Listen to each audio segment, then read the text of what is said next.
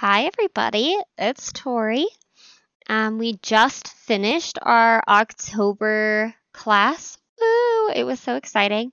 We learned about character rigging, and I definitely enjoyed rigging. It's not my favorite, and weight painting is definitely not my favorite, but it was actually really cool to get to learn and get a little more hands-on with it. So we are going to take you through some of the things we learned this month. And sorry about the mess behind me. I am stuck in my dad's office, so that's why it's a mess. All right, here we go. So, in the first week, we learned about centering our joints. So, basically, we made a joint chain and then we centered it inside the body. So, we went up the spine, we made the clavicles, the arms, all the fingers. We went up the head, we made a jaw, feet, everything. That was pretty cool. Then, as the weeks went on, we learned a couple more things. We actually made our own custom handles. So I'm going to show you how we did that. So in Maya, we have shelves, and I'm going to load a shelf that I made myself. That is my custom rig. So we're going to open that up, and up here we have a circle, a cog, an arrow, a move all, a cube, and a diamond. And I actually put in all the little pictures, and they work. So if I need a circle, I just click on the circle, and there it is. I can move it to wherever part of the body I need. Or if I need to make a cog, there it is, right there. Look at that. Woohoo! And then arrow, move all, same basic principle. The cube was a little different though. So we didn't just make the cube and it magically appeared. So we actually took a NURBS cube and then we copied it to make our own cube. So that was pretty interesting. So we got to make our own cube, kind of 3D, sitting there in space. It was a really fun thing to get to do. And then in this rig are the joints, and we had to learn to constrain the joints and bind them together. So if we go through our character here, and I have it, pretty organized, that's the right side of all of his joints. And as you see, we made fingers, and if we get in here, it was pretty challenging, especially to make the fingers and the hand all work together. So we have a lot of, where are my fingers? Right here. So with all of these fingers, we had to make them all fit together and be able to curl, which is pretty cool if you ask me. It's not letting me do it. Oh, it wanted to save. That's why. Okay, we will let it save. So if we grab our hand control here, right there, see that? All right, so see, we can move the fingers, which I think is super cool. So see, if we want his hand to sit a little better, we'll take that pinky and we'll move it out just a bit. Take that thumb, gonna move it down a bit. We're gonna curl these fingers in just a tad. And see, we have control of all of our fingers. So that's pretty cool.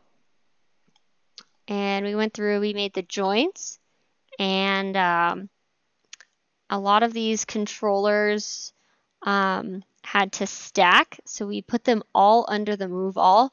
So if I need him to be up here, he can be. And we can just move him up there, or we can move him back to the center if we want. And let's say we want him to stand more on the ball of his foot, which is kind of tricky, actually. So if we wanted to stand on the ball of his foot, we could actually take one of these controllers right here and hit E. And he is actually, no, that's the wrong one. Sorry. There we go. And he can stand up on the ball of his foot. And then we can pull that up, back up. And then we will pull his whole foot up so that way his foot is not going through the ground plane. And he can stand more on the ball of his foot. So it just takes some minor tweaking and, getting it into the right position that you want it.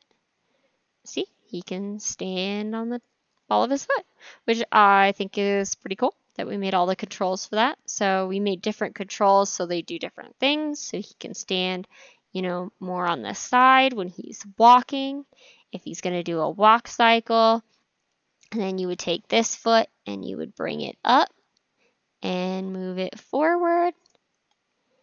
If you wanted to do that, I don't know why you'd want to do that. So we'll put his foot back where we found it because he's in a nice superhero pose for us.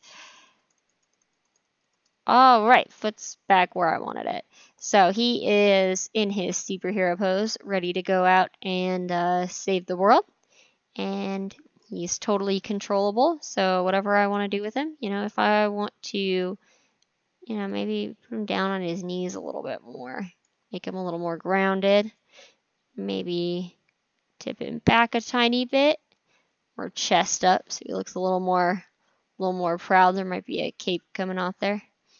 And this is what we worked on this month. He can do anything I want him to. Thank you guys. I had a really fun month. There was a couple of questions that they wanted us to go over.